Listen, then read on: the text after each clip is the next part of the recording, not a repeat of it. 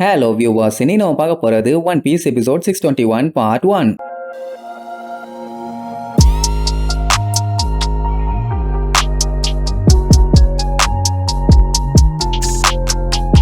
Open பண்ணா Punk Hazard ஐலாண்ட காட்டுறாங்க. டம்மு டம்மு டம்மு டிம்னு பயங்கரமான சவுண்டு. வேற ஒண்ணும் இல்ல, பிராங்கியும் அந்த பேபி பையன் தான் காட்டுத்தனமா சண்டையை போட்டுட்டு இருக்காங்க. இவன் சுட, அவன் எஸ்கேப் ஆகி திருப்பி சுட, அதுக்கப்புறம் இவன் அடிக்க, அப்புறம் அவ சுட. இப்படி அவ என்னதான் ட்ரை பண்ணாலும் அந்த இடத்துல புகமண்டலம் ஆகுமே தவிர அவனுக்கு எதுவுமே ஆன மாதிரி தெரியல. ஆனா ஒவ்வொரு டைமும் சுட்டுட்டு சந்தோஷம் மட்டும் போடுவான். அவன் எந்த ஒரு கீரலும் இல்லாம புகைக்குள்ள இருந்து வெளியில வந்து, நான் ஒரு இன்வின்சிபிள் அயன் பைரட், என்னைய எதுவும் பண்ண முடியாதும்பா. அதுலயும் போஸ கொடுத்துட்டு சூப்பர்ம்பா பாருங்க. அதெல்லாம் அல்டிமேட் அட்டுலியம். ஆக்சுவலா இவன் அட்டாக்ல பேசிபிஸ்டாஸா இருந்தா கூட நேரத்துக்கு டேமேஜ் ஆயிருக்கும். ஆனா நம்ம பையன் அதை விட பயங்கர ஸ்ட்ராங்கா இருக்கான். ஒண்ணு மட்டும் அவங்களுக்கு சுத்தமா புரியல, எதுக்காண்டி அவன் இவங்க வழியில வந்து நின்னுட்டு இருக்கான்னு. ஏன்டா அப்படி பண்றான்னு அவங்ககிட்டயே கேட்டா, ஏன்னா நீங்க என்னோட கோலாவை திருட ட்ரை பண்றீங்க, அதனால தான் சொல்லுவான். அவங்களுக்கு ஒண்ணும் புரியல, எது கோலாவா, என்னடா உளறிட்டு இருக்கேன்னு கேட்டா, கோலாதான் என்னோட எனர்ஜி தெரியுமான்னு கேப்பான். கடுப்பாயி கத்துன்னு கத்திட்டு இருப்பாங்க. ஏன் என்னாச்சு, நீ தான் ரிவால்வர் ரீட்டா வாச்சே, மறுபடியும் டிரான்ஸ்ஃபார்ம் ஆக மாட்டியா, நீ அப்படி மாறினது ரொம்ப ரொம்ப நல்லா இருந்துச்சும்பா. அப்படியா, அவ்வளவுதானே, மாறிட்டா போச்சுன்னு கையில இருக்க வெப்பெல்லாம் போட்டுட்டு ஃப்ளையிங் டிஸ்க் கேர்லா மாறிடுவா. ரெண்டு பக்கமும் பயங்கர ஷார்ப்பா இருக்கும், நடுவுல டிஸ்க் சுத்திட்டு இருக்கும். அவளை அலேக்கா பிடிச்சு பஃபலோ தூக்கிட்டு வீசுவான். அவ பக்கத்துல அப்படியே சுத்திட்டு வரும்போது இடையில கத்திய நீட்டுவா. அது ஏதோ கட்டிங் மிஷின் மாதிரியே இருக்கும். அவன் எனக்கு இதெல்லாம் மேட்ரே இல்லன்னு கத்தி எடுத்து ஒரே போடு அப்படியே அடிச்சு தெரிச்சிருவான். ஆனா அவ அப்பவும் விடல, அடுத்த வெப்பனா உடனே கன்வெர்ட் ஆகி நெருப்பை வச்சு பயங்கரமா அட்டாக் பண்ணுவான். அதை நம்மளால கஷ்டப்பட்டு தடுத்துருவான். ஆனா இந்த டைம் உன்னை கண்டிப்பா காலி பண்ணாம விட மாட்டோன்னு அந்த பஃபலோ காத்த இன்னும் கொஞ்சம் அதிகம் பண்ணி விடுவான். சோ நெருப்பு இன்னும் அதிகமாகி பிராங்கியோட ரோபோட் கம்ப்ளீட்டா எரிய ஆரம்பிச்சிடும். பிராங்கியும் பார்த்தா ஐயோ ஐயோ ஐயோ ஐயோன்னு கத்திட்டு அடப்பான். அவ்வளவுதான், சோழிய முடிஞ்சு. இதுக்குதான் இந்த மாதிரி நெருப்பு பொண்ணு கிட்ட எல்லாம் விளையாடக்கூடாதுன்னு. எதுவா இருந்தாலும் அப்படியே எரிச்சிருவேன். எங்க வந்து யாருகிட்டன்னு பயங்கரமா பில்டப் பண்ணுவான். உடனே நம்மள என்னமா நம்பிட்டீங்களா, சும்மா கிண்டல் பண்ணேன்னு சொல்லிட்டு ஒரு ரொட்டேஷன் போடுவான். பார்த்தா ஒண்ணுமே இருக்காது. பையன் இன்னுமே ஃப்ரெஷ்ஷா இருப்பான். ஃப்ரெஷ் பீஸ் சொல்ல போனா பல மின்னுவான். இவ்வளவு அட்டாக் பண்ணதுக்கு அப்புறம் எனிமி இப்படி மின்னிட்டு இருந்தான்னா இவங்களுக்கு ஷாக்கு வந்தே ஹார்ட் அட்டாக்ல செத்துருவாங்க போல. அவன் இன்னுமே விடல. வாங்க fan man and weapon girl, இன்னும் நான் உங்ககிட்ட நிறைய எதிர்பார்க்கிறேன்னு அவங்க கிட்ட விளையாண்டுகிட்டு இருப்பான். பயலுக்கு சீரியஸ்னஸே கிடையாது. இங்க இவங்க எல்லாம் அடிச்சு புரண்டு வேகமா வந்துட்டு இருப்பாங்க. பின்னாடி இருந்து அந்த கேஸ் இன்னும் வேகமா வந்துட்டு இருக்குது. அது மட்டும் இல்லாம டனல் வேற கொஞ்சம் கொஞ்சமா உடஞ்சு கீழே விழுந்துட்டு இருக்குது. இந்த இடத்தை தாண்டதுக்குள்ள கொலாப்ஸ் ஆகாம இருந்தா சரி. நான் அப்படியே வெளியே போனாலும் அங்கேயும் கேஸ் தான் இருக்குது. அதுக்கு என்ன பண்றது, நமி என்னமோ விண்டோ ஜெனரேட் பண்ணுவேன்னு சொன்னா, நிஜமாவே உன்னால பண்ண முடியுமா, பண்ணுவியான்னு சொல்லி டவுட்டா கேட்பானுங்க. சஞ்சய் பார்த்துட்டு செம்ம காண்டாயி,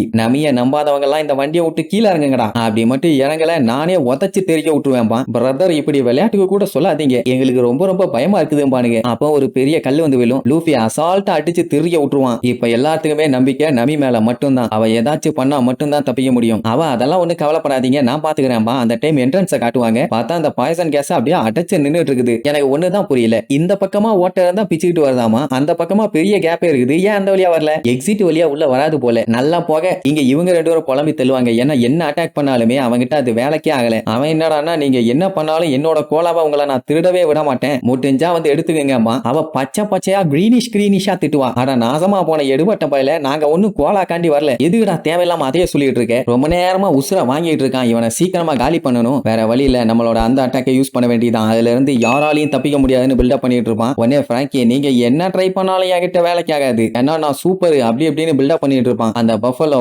பாடியவே நாங்க இப்ப ரெண்டா வெட்ட போறோம்னு சொல்லுவானா. உடனே பேபி ஃபை அவளோட காலை பிளேடா மாத்தி கைய நீட்டுவா. அதுல சங்கிலிய போட்டு அலேக்கா அவளை லாக் பண்ணிடுவான். இவன் ஃபேன் மாதிரி சுத்திட்டு இருக்கான்ல, அது கூடவே சேர்த்து அவளையும் சுத்துவான். வேற லெவல் வேகத்துல சுத்துவான். இதான் சிக்கல் கேர்ள் அட்டாக். ஆமா, இதுல இருந்தெல்லாம் யாராலையும் எஸ்கேப் ஆக முடியாதுன்னு சொல்லுவா. உடனே பஃபலோ சங்கிலிய வச்சு சுத்தினால அவளை அப்படியே தூக்கி பிராங்கி மேல வீசுவான். கைய வச்சு தடுத்ததுல கையில ஒரே விட்டு இந்த பக்கம் போய் அந்த பக்கம் வந்துடும். அவ்வளவுதான், அவங்களுக்கு சந்தோஷம் தாங்க முடியல. எப்படி வச்சு செஞ்சுட்டோம்லாங்கிற மாதிரி லுக்கு விடுவாங்க. அப்ப கூட பிராங்கி பயப்படவே இல்லை. ஐயோ பாவம், உங்க பவர்லாம் நார்மல் பாடியை யூஸ் பண்ணி அட்டாக் பண்ற மாதிரி இருக்குது. சொல்ல போனா இது ஒரு பெரிய வார்ஷிப்பை எதிர்த்து வெட்டிகிளி சண்டை போடுற மாதிரி. இருங்க இப்ப ஏடி எப்படின்னு உங்களுக்கு காட்டுறேன்னு அவளை அலேக்கா பிடிச்சு, 1000 சன்னி கப்பல் கண்டிப்பா ஒரு நாள் இந்த மொத்த கடலையுமே கான்குவர் பண்ணும். உங்களுக்கு இப்ப நான் என்னோட அல்டிமேட் சீக்ரெட் வெப்பனை காட்ட போறேன். என்னதான் உங்களுக்கு அதை பார்க்க தகுதி இல்லைனாலும் இவ்வளவு நேரம் முக்கிய சண்டை போட்டிருக்கீங்களே, அதனால காட்டுறேன்னு சொல்லிட்டு, இது லேண்ட் பேஸ்ட் வெர்ஷன் கேவோன் கேனான் அப்படின்னு ரெண்டு கையும் ஒன்னா சேர்த்தி அவனோட பவர் எடுத்து ஒரு அடி அடிப்பான். ரெண்டு பேருமே அப்படியே திருச்சிருவாங்க. அவங்களுக்கே ஒரு இளவும் புரியல, யார் இவன், எதுக்காண்டி சீசரை ரெக்கவர் பண்ண விடாம இவன் தடுத்துட்டு இருக்கான், அப்படி என்ன தாண்டா உனக்கு வேணும்னு சொல்லிட்டு கண்ணா பின்னான்னு கதறி அடிச்சு போய் விழுவாங்க. அதே நேரம் அங்கே என்ன ஆகும்னா நம்மளுக்கு வண்டியில வந்துட்டு இருப்பாங்கல்ல, ட்ராக் சரியில்லை போல, லைட்டா ட்ராக்கை விட்டு தடுமாறின உடனே மேல இருந்து ஒரு 4 பேர் கீழே வந்திருப்பாங்க. ஜஸ்ட் மிஸ் அடிச்சு புடிச்சு மேலே ஏறுவாங்க. அப்படி ட்ராக் உள்ள தடுமாறினதுக்கு காரணம் என்னன்னா பிராங்கி சுட்டான்ல அந்த அதிர்வு. அதுக்கப்புறம் தான் கீழே அவன் கிடக்கிறத பார்த்துட்டு நீ தான் சீசரான்னு கேட்பான். அவனால அசைய முடியல, எப்பறாக போனேன்னு சொல்லி பேச முடியாம பேசுவான். அந்த டைம் பிராங்கி அட்டாக் பண்ண அவங்க 2 பேருமே மறுபடியும் எந்திரிச்சு வந்துருவாங்க. பரவாயில்லையே நீங்களும் டஃப் கொடுக்குறீங்களே என்ன, எங்களை என்ன சாதாரண ஆளுங்க நினைச்சிட்டியா, நாங்க ஜோக்கரோட ஆளுங்க, என்ன ஆனாலும் சரி சீசரை ரெக்கவர் பண்ணி இங்க இருந்து காப்பாத்தி கூப்பிட்டு போகாம விடவே மாட்டோம்பாங்க. ஓ இங்க கிடக்கிற இந்த நாயை ரெக்கவர் பண்ணதான் நீங்க வந்திருக்கீங்களாங்கிற மாதிரி கேட்டுட்டு இருப்பான். அதே நேரம் உள்ளுக்குள்ள இவங்க அடிச்சு புடிச்சு வந்துட்டு இருப்பாங்க. இன்னும் வண்டி போய்கிட்டே தான் இருக்குது. இவங்களால இங்க இருந்து தப்பிக்க முடியுமான்னு ஒரு டவுட் தான். அப்ப பேக் சைட்ல இருக்க கேஸும் உள்ள வர ஆரம்பிச்சிடும். இவங்க வரத பார்த்துட்டு வர மாதிரி இருக்குல்ல, எல்லாத்துக்குமே கொஞ்சம் பதட்டம் இருக்கத்தான் செய்யும். ஆனா அந்த குழந்தைங்க எல்லாம் நம்பி மேலதான் நம்பிக்கை வச்சிருக்காங்க. எப்படியாச்சும் எங்களை காப்பாத்துங்க சிஸ்டர்னு. அவ எல்லா குழந்தைகளையும் ஒரு செகண்ட் பாப்பா. அப்படியே அழுத மேனிக்கு கண்ணீர் கடலோட நிப்பாங்க. அங்க இருந்து அவ தப்பிச்சு வரும்போது எங்களை எப்படியாச்சும் வீட்டுக்கு கூட்டு போங்க, ஹெல்ப் பண்ணுங்கன்னு சொல்லி கதறி கதறி அழுதாங்க. அப்பவே முடிவு பண்ணிட்டேன் இங்க இருக்க எல்லாத்தையும் உயிரை கொடுத்தாச்சு காப்பாத்தணும்னு. அப்படி இருக்கும்போது எப்படி விடுவா, நான் சொன்ன வார்த்தையை காப்பாத்துவேன், ஒன்னும் பயப்படாதீங்கன்னு சொல்லி அவளோட ஆயுதத்தை எடுத்து நீட்டி சார்சரி கிளைமேட் பேட்டர்ன் கஸ்ட் ஸ்வாடும்பா செம்மையா காத்தடிச்சு அப்படியே அந்த புகையை அந்த பக்கமா தள்ளிட்டு போகும். லூஃபிக்கெல்லாம் சந்தோஷம் தாங்க முடியல, அப்படித்தான் விடாதான்னு இருப்பான். ஆனா அவ என்னதான் காத்தடிச்சாலும் அந்த கேஸ் மறுபடியும் ஃபில் ஆகிட்டே தான் இருக்குது. என்ன பண்றதுன்னு தெரியாம எல்லாத்துக்குமே பயங்கரமான பதட்டம். உசோப்பெல்லாம் தொண்டையிலேயே கத்திட்டு இருப்பான். இங்க இந்த பேபி ஃபைங்கிறவ நான் ஜோக்கரோட மிஷனை எப்படியாச்சும் செஞ்சு முடிப்பேன், அதை முடிச்சிட்டு போய் அந்த ஜோக்கரையும் கொல்லுவேன், எங்க கிட்ட மோதுனா என்ன ஆகும்னு உனக்கு காட்ட போறோம்னு சொல்லி பில்டப் பண்ணிட்டு இருப்பாங்களா. அந்த டைமுக்கும் போது நம்மி அவளோட ஃபுல் பவரை யூஸ் பண்ணிருப்பா போல. மொத்த கேஸுமே அப்படியே திருத்தடிச்சு வெளியில வரும். நம்ம ஆளுக வண்டியில இருந்து அடிச்சு பிச்சுக்கிட்டு வெளியில வருவாங்க. அதுவும் சத்தம் போட்டுக்கிட்டே நம்ம சாதிச்சிட்டோம்னு. இவங்க 2 பேரும் பார்த்துட்டு பயங்கரமா ஷாக் ஆவாங்க. பிராங்கி வந்துட்டாயிலான்னு சொல்லிட்டு அவனுக்கு செம ஹாப்பி. அவ்வளவுதான்.